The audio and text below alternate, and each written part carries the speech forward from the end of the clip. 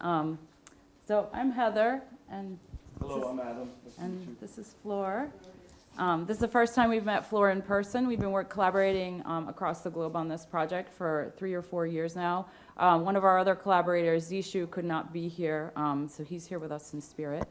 We're going to start by just playing 2 minutes from our documentary film so you can get a little introduction into the project, and then we will go into the slides. So let's hope this works.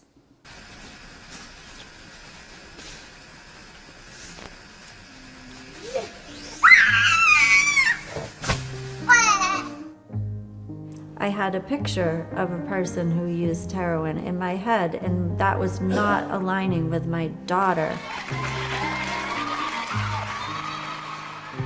I can never even describe the pain of losing Mariah. It wasn't something that happened 10 years ago. It's something that happens every single moment. Like every day I wake up and she's not here. Mariah is an augmented reality app that speaks truth to power, giving a voice to those lost while hidden in plain sight. In 2020, 2 artists virtually hacked into New York's Metropolitan Museum using AR to digitally replace Sackler-donated items with personal tributes to victims of the opioid epidemic. The Sacklers have donated millions of dollars to the Metropolitan Museum of Art. In return, several galleries bear their name. Creating virtual memorials, the Mariah app explores AR's potential to revise historical narratives and its ethical implications.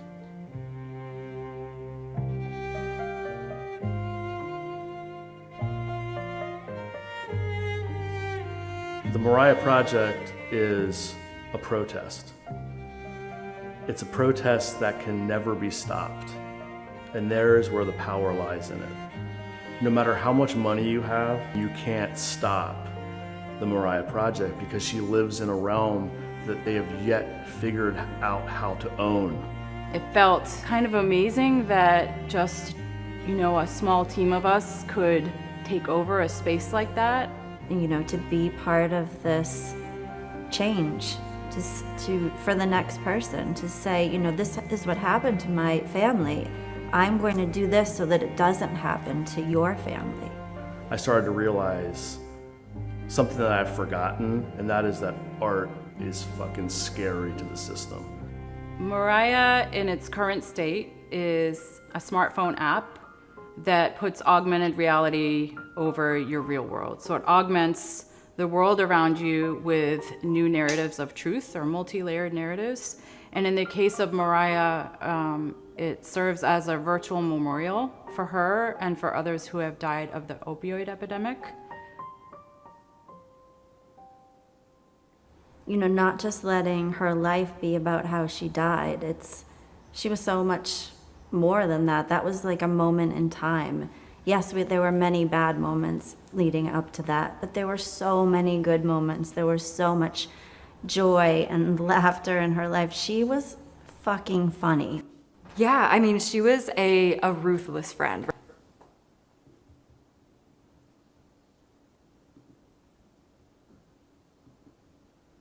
All right, so that was a clip of our 17-minute documentary film, which was really our way of sort of telling the narrative of this project, because you'll see, what does this say? Do I just click it by? I can't speak that language. And so today we're going to talk about that project, but obviously for this conference with a deeper lens on typography and what our process has been for designing type in this virtual space. So, our team. We have a lot of slides. I'm going to go through them kind of quickly. Maybe you can talk really briefly about how you met Mariah. Yeah, so just like small context. So this team of, you gonna use that?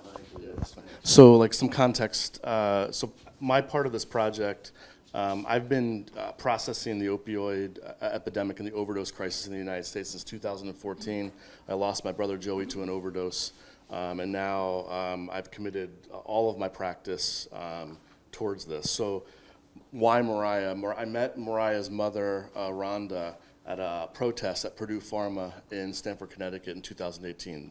Purdue Pharma is the maker of OxyContin, in many ways responsible for the current state and landscape of overdose death across the world, but definitely in the United States. This last year, we lost 108,000 people to overdose, and that's rising every moment. So this project is named for Mariah, who is one person who died from an overdose at the age of 18. And so, as you can see, in this project, we're really using typography in a number of ways to create a multi-layered narrative, to tell new stories, to challenge legal systems, societal systems, to challenge big tech, big pharma, and so also gives forms of citizen resistance, and so on. We use the typeface redaction, which many of you may be aware of, and we chose it because of the way that it built. We liked what it looked like aesthetically because it looked technical, but also very classic in the way a museum might. But also if you study the roots of how it was made, it looked at legal documents and how being Xeroxed, they were not clear anymore, and so they didn't serve oppressed people in the prison system. And so just a little bit about that. So we chose the Metropolitan Museum of Art in New York for the first AR installation because Purdue Pharma paid in large part for the Egyptian wing in that area. So when you walk through that wing and you look at beautiful Egyptian artifacts, which we probably shouldn't be looking at anyways, also know that they were paid for with the death of 600,000 people. So a large part of this project is kind of hacking into the user experience that's already within the museum, so hacking design, labels and hacking an audio tour, kind of pulling back the curtain to talk about where funding actually comes from to have a place like the Metropolitan Museum of Art exist. And to add to that a little bit, so Adam comes to this as an activist in the opioid space, and I come to it as an activist more in the tech space. So we started this project really for me working with AR in 2016. And as I began to work with it, this was before the Metaverse was coined, I was really questioning who would own that platform and what it meant for virtual real estate or autonomy over our bodies, and who could augment what, and who had choice over that. And so within this project, it's had many branches that have extended. So we're telling a narrative about where these artifacts were purchased in the Met and the people that were harmed behind them. We're also showing a statement about free speech and trying to showcase a vision or a future of what the metaverse could look like if policy isn't enacted that puts citizens first. So how do we showcase the potential of this space before Apple, Google, and the big five really decide what they want to do with it? And so you can see a little bit there. And when we say the metaverse also, like the understanding that like the digital real estate around our bodies is trying to be filled up with things, right? And once Google and Apple and Jeff Bezos starts to own these, they're going to dictate what is being filled in around our digital space. So in the meantime, this project steals that space, right? Which also makes it hyper dangerous to those people I just mentioned because they do nothing for free. So we're using it as an activist tool to reclaim that space. And in using the AR space, it's limitless as to what you can take over. And a little bit people sometimes get confused about AR and VR. We really think AR is more the future, which is where in the world around us it's augmented with digital things. For the record, none of us are really excited about that, which is why we do this work, so we can showcase the possibilities, the innovation and the threats before they are around. So there's different ways of implementing AR, which Flor will talk about and kind of describe. A trigger image, which is what you saw in the documentary. It's much like a QR code. Your phone scans over something, recognizes database, reveals type. It's usually flat, and that can also be 3D. Geolocation is where your phone knows where you are in space, and then it knows to reveal something. And ground plane is like if you're on Amazon and you're placing a rug in your environment, and you click your phone and you place it. And so it's just from a typography point of view, type can manifest in different ways depending on the technical implementation of it. Do you want to talk about? Yeah, I can talk. Well, I'm a software developer, so yes, in this multidisciplinary team. The thing I like about Mariah, before talking about this project, is that it really comes in a moment where we were in pandemic and we met online. And I really like the way they wanted to use augmented reality, but because for me it was something new, and this way of protest and to occupy the digital space in this way was something that made me think a lot about technology and about this new digital space. And I wanted to put this project that is the last one I worked. It was presented last week. It's really new. And I wanted to show because it uses a new technology launched by Apple, by Google, that in this week. In fact, they also are launching this new technology with Adobe to create like a new tool and democratize it so people can create this type of augmented reality experiences more easily. And the thing that I really like about this new technology is that it's pretty accurate, and now you can really, well, we are not seeing anything. But in the pictures you can see that we use a building, so now augmented reality is really accurate, and you can put digital content very accurate into a space and buildings in the street. So I think this is a big change, and it's going to be very interesting now to add content in the streets. Yeah, I don't know why the video didn't work, so we'll just skip it. Okay. So just so you know, if you're interested also, you can download this app on the App Store, on the Apple App Store, which is also part of the project, was trying to get a piece of activism that is free past the gatekeepers at Apple, which was also part of it. We didn't think that was actually going to happen. It's also important to know that a lot of this was play and speculating what could be. We had no idea if this was going to work or it wasn't going to work. We were in 3 different places and global trying to figure this out through the pandemic. And then eventually, once the museum opened back up and I went in, and I was like, holy shit, like this works. Like it's happening right now. And it's there for you to find if you choose to. Yeah, so we were really able to augment this wing and then rename the temple for Mariah without being there. We just needed images to serve as a trigger image, which means we could really hack any virtual space if we had an image, which if you think about, again, different ways of rights, like if you have a Facebook photo of your home on Google, then essentially anyone could slander you or hack it or augment you in some way. We even did things like, in this case, we re-augmented the Met logo wherever it appeared anywhere with the videos of Mariah. Let me just show you a quick clip of this. And also, as you'll see coming next, we have a new installation here at the Louvre. So if you download the Mariah app, you can go to the Louvre and you can see something that we're working on right now that I'll show you, which is a geolocative augmentation. And I want to try to go quickly. So this project is called an extension of Mariah, funded by Lost Death in Real Time. Yeah, so to understand kind of like what's happening, I mean, this is obviously talking about kind of where funding sources come from, and all just to know, the same family that paid for a huge wing of the Metropolitan Museum of Art funded a large part of the Louvre, funded a large part of the Tate Modern in London, the London Globe Theatre. All of these places are kind of culture washed by this family that is selling basically the most potent pain medication ever produced.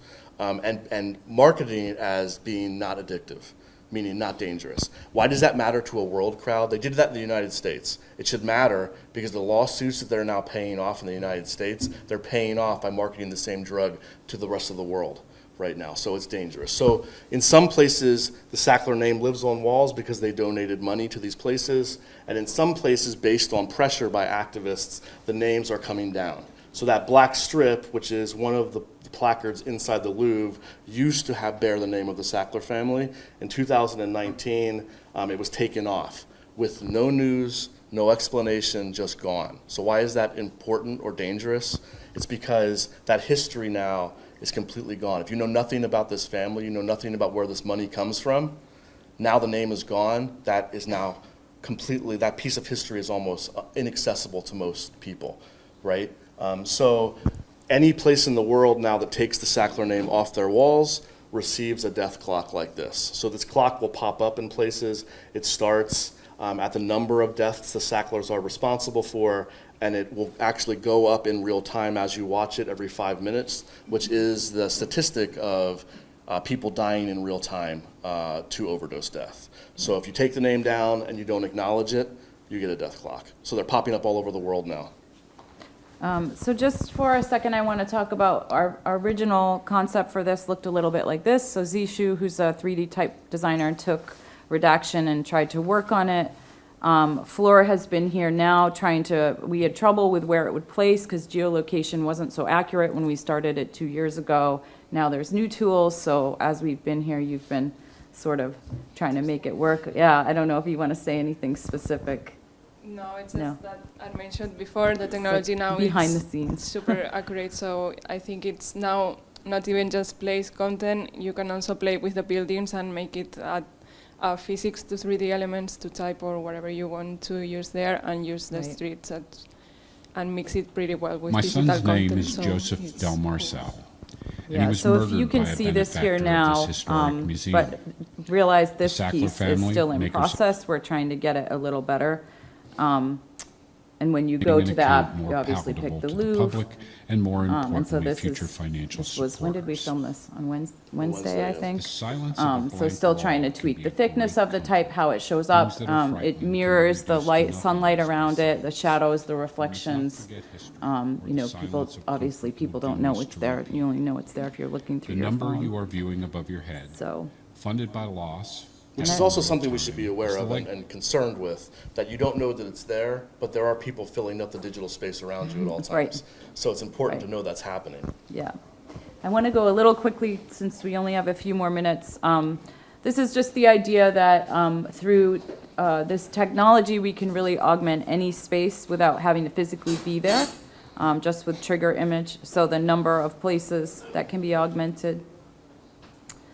And we know Letterform Archive is here. They also had commissioned us to expand their strike-through show in a similar way. And so you can see us putting stencils there. And I'm just going to play their reel, which will do a better, oh, is it not going to play? So basically what we did in San Francisco is that we went to 7 sites of historic protests in the city and had augmented stories that could pop up in those places. So you can literally stand in the place where history seems to not exist, and all of a sudden that history will come to life. Yeah, so if you want to see the Letterform installations, you can see those on their reels, on their Instagram. So we augmented, as Adam said, 7 sites of protests in the same way when you walk through the Bay Area. And the documentary film is starting to be picked up. And now some of this work is a part of a book, so how can we use speculative design like this to proactively write policy for the metaverse?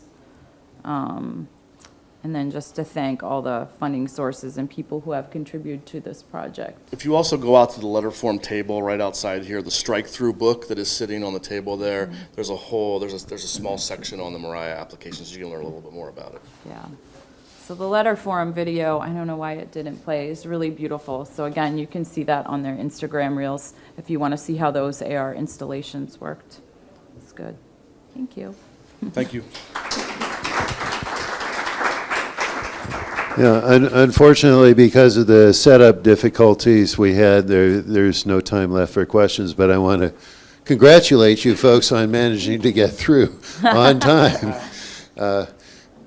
Awesome project. I wish you the best of luck. Thank you.